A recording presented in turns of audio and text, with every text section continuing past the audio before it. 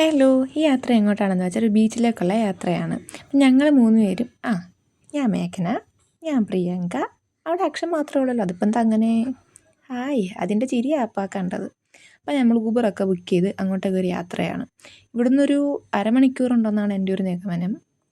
അപ്പം നമ്മളങ്ങനെ blue flag beach Kovalam എത്തിച്ചേർന്നിട്ടുണ്ട്. നല്ല ഭംഗിയുള്ളൊരു സ്ഥലമാണ്. അങ്ങനെ വേസ്റ്റോ കാര്യങ്ങളൊന്നുമില്ല. നന്നായിട്ട് മെയിൻറ്റെയിൻ ചെയ്യുന്ന ഒരു സ്ഥലമാണ്.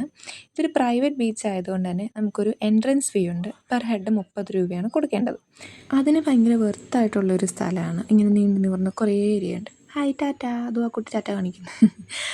അത് പ്രിയങ്കയാണ്. നമ്മൾ ആ സൈഡിലേക്ക് വായു എന്ന് പറഞ്ഞ് വിളിക്കുന്നതാണ്. ഞാൻ വഴി തെറ്റിപ്പോകാൻ തുടങ്ങിയപ്പോൾ.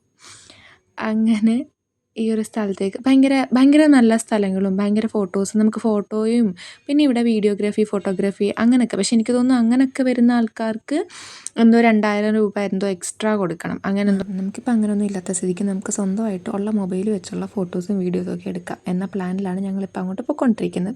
ഈ സ്ഥലം കണ്ടു. ഇത് കാണാൻ ഭയങ്കര നല്ല രസമാണ്. എനിക്ക് അങ്ങോട്ടേക്ക് പോകണമെന്ന് ഭയങ്കര ആഗ്രഹമായിരുന്നു. പക്ഷേ ഞങ്ങൾ ഒരു സൈഡ് കണ്ടു തീർന്നപ്പോൾ തന്നെ അല്ലെങ്കിൽ ഒരു സൈഡ് തന്നെ ഇങ്ങനെ എൻജോയ് ചെയ്ത് ഇങ്ങനെ നടന്നൊക്കെ വന്നപ്പോഴത്തേക്ക് രാത്രിയായി. അപ്പോൾ പിന്നെ ഞങ്ങൾക്ക് കാണാനുള്ളൊരു ആ സൈഡിലോട്ട് പോകാനും ഉള്ളൊരു സാഹചര്യം ഇല്ലായിരുന്നു. ഇനി ഒരു ദിവസം ആ സൈഡ് കാണാനായിട്ട് പോകണം എന്നൊക്കെ ഞങ്ങളിങ്ങനെ പറയുന്നുണ്ടായിരുന്നു തിരിച്ചു വരുന്ന വഴിക്ക്. ഇപ്പോൾ തന്നെ ഇവിടെ വീഡിയോ ആൻഡ് ഫോട്ടോഗ്രാഫിക്കുള്ള പരിപാടിയൊക്കെ തുടങ്ങിയിട്ടുണ്ട്.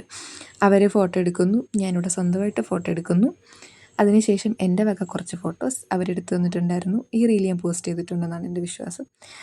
അതിനുശേഷം നമ്മളിങ്ങനെ ഈ ഒരു ഞാൻ പറഞ്ഞില്ല ഒരു സൈഡിലേക്ക് മാത്രം ഞങ്ങൾ നടന്നിട്ടുണ്ടായിരുന്നു. കാരണം ഈ ഒരു സൈഡ് തന്നെ ഇങ്ങനെ കടലൊക്കെ കണ്ട് ആസ്വദിച്ച് വന്നപ്പോഴത്തേക്ക് നൈറ്റായി. ഞങ്ങളിപ്പോൾ ഇവിടെ മെമ്മറീസ് ക്രിയേറ്റ് ചെയ്യാനുള്ള കുറച്ച് പരിപാടീസിലാണ്. അതായത് ഞങ്ങൾ 3 പേരും കൂടെ ഉള്ള കുറച്ച് മെമ്മറീസ് ക്രിയേറ്റ് ചെയ്യുക എന്നുള്ള ഉദ്ദേശത്തിലാണ് ഞങ്ങൾ ഈ ബീച്ചിൽ തന്നെ പോയത്. കാരണം ഇവിടെ ഒരാളിപ്പോൾ കല്യാണം കഴിഞ്ഞ് പോകാൻ പോകുന്നു, ഒരാൾ എൻഗേജ്മെൻറ്റ് അങ്ങനെയൊക്കെ. അപ്പോൾ പിന്നെ കുറച്ച് മെമ്മറീസ് ക്രിയേറ്റ് ചെയ്ത് എന്തിപ്പോൾ കാണിക്കുന്നേ.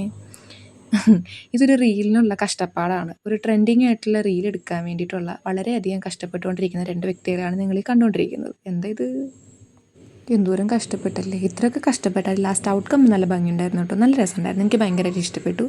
നിങ്ങൾ കണ്ടു നോക്കണം. ഞാനത് പോസ്റ്റ് ചെയ്തിട്ടുണ്ട് റീലായിട്ട്. കുറേ നേരത്തെ ഫോട്ടോയും വീഡിയോയും റീലിനും ഒക്കെ ശേഷം ഞങ്ങളിങ്ങനെ കടൽ ആസ്വദിക്കാൻ തുടങ്ങി. കുറേ നേരം അവിടെ ഇരുന്ന് ഇതിങ്ങനെ കണ്ടുകൊണ്ടിരിക്കുമ്പോൾ തന്നെ ഒരു മനസ്സിനുണ്ടാകുന്നൊരു സന്തോഷം ഉണ്ടല്ലോ, ഒരു മെൻ്റൽ പീസ്.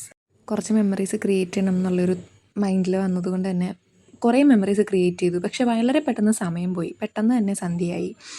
ഇവിടെ ഒരു 8 മണി വരെ അലൗഡ് ഉള്ളൂ. പക്ഷേ അതിന് മുന്നേ ഞങ്ങൾക്ക് ഇവിടുന്ന് ഒരു മണിക്കൂർ യാത്ര ഞങ്ങളുടെ PG ഉള്ളതുകൊണ്ട് തന്നെ ഞങ്ങൾക്ക് തിരിച്ച് ഊബർ ബുക്ക് ചെയ്യേണ്ട സമയമായി. അപ്പോൾ ശരി, ടാറ്റ, ബൈ ബൈ.